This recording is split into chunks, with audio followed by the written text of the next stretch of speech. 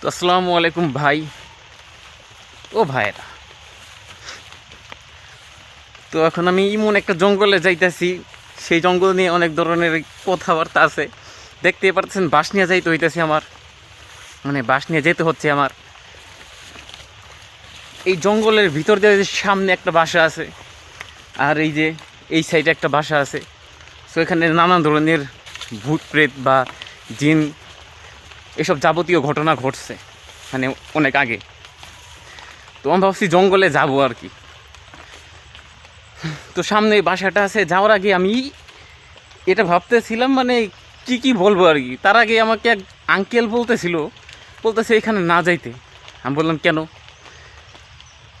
আমি ভূত প্রেত বা এই জিন টিন এগুলার ইন্টারেস্ট নিয়ে মানে যাইতে চাইছিলাম। উনি বলতেছে যাই না, এখানে সাপ আছে। আমি ভাবছি কী সাপ হবে, বলতে জাতি সাপ আছে। আমি কই জাতি সাপ ডাজেন্ট ম্যাটার।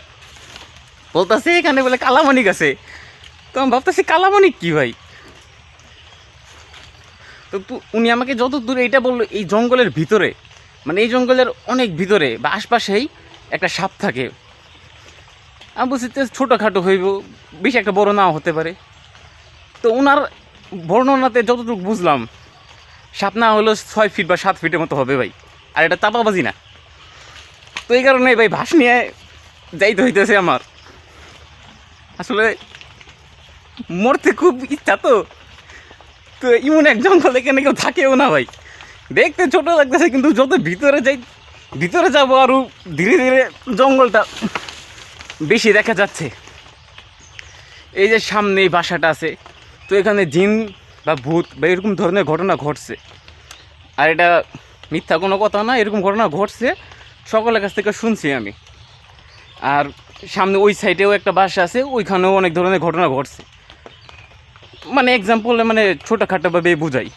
ধরেন রাত করে ডাকছে, মানে আওয়াজটা এরকম, ধরেন তার বাবাই রাত করে ডাকছে, আওয়াজটা এরকম ছিল। ফার্স্ট এবার ডাকছে এ খোল খোল, খুলে নাই। আবার ডাকছে তো খুলে নাই। তারপরে মানে রাতের 1-2টা বাজে আর কি। তারপর দিন সকালে যে জিজ্ঞেস করছে বাবা আপনি কি আমাকে ডাকছিলেন, বলেছে না। তো বুঝতেই পারতেছেন কী ধরনের ঘটনা এখানে ঘটে। তো আমি আসছিলাম এই জায়গায়, এই যে সামনে এই বাসাটা আছে, এই বাসায় ভুতুড়ো টাইপের ঘটনা আছে। তো আমি চাইলে এখানে থাকা পারতাম, কিন্তু বাথরুম নাই।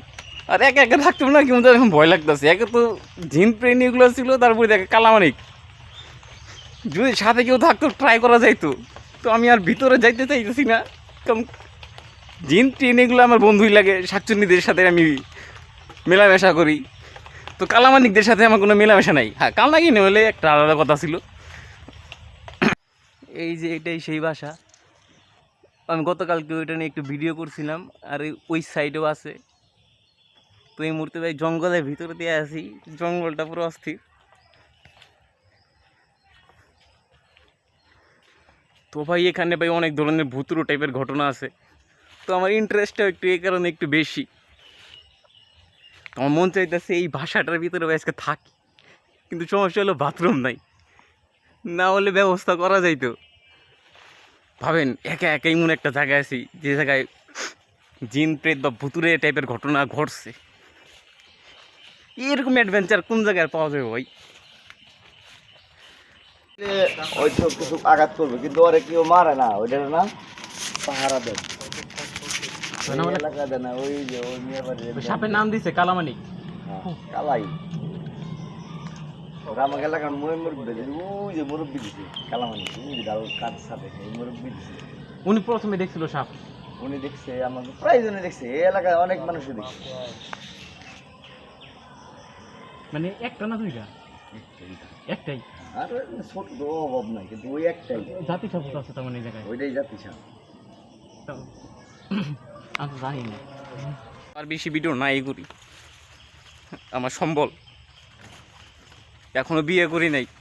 বিয়ে করার আগে যদি কালামানির কাছ থেকে কালা হয়ে যাই, বিষয়টা ঠিক হবে না। আর ভূত প্রেতের ঘটনা, ওই যে বাসাটা আছে, ওই বাসার ওই ভূতের বা জিন, ভূত তো বিশ্বাস করি না, ওই জিন টিন টাইপের বা কোনো কিছু একটা হবে, ওই ঘটনা নিয়ে বলতেছি।